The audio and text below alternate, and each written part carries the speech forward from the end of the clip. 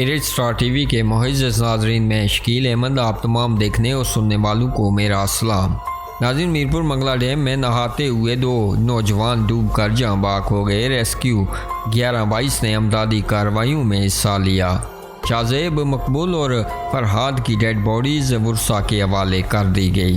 नाज़रीन, तफसीलात के मुताबिक मंगला डैम में नहाते हुए गुज़श्ता रोज़ 2 नौजवान डूब कर जान की बाजी हार गए। डूबने वालों में शाज़ेब मकबूल वल्द मकबूल बलोच साकन न्यू सिटी और फरहाद इम्तियाज़ वल्द इम्तियाज़ साकन F1 शामिल हैं। गुज़श्ता रोज़ 6 दोस्त डैम पर गए और नहाते हुए शाज़ेब और फरहाद गहरे पानी में चले गए और सांस उखड़ जाने की वजह से तवाज़न कायम न रख सके और डूब गए। वाक़े की इतलात फौरी तौर पर रेस्क्यू 11-22 को दी गई, जिन्होंने फौरी तौर पर पहुंचकर डेड बॉडीज़ को अस्पताल मुंतकिल किया। डूबने वालों में शाज़ेब मकबूल सीनियर साफ़ी नहीं बलोच साहब का सगा भतीजा है, जबकि दूसरा नौजवान फरहाद F1 का रिहायशी है।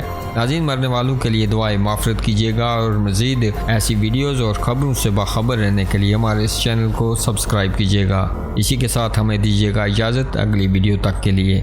अल्लाह हाफ़िज़।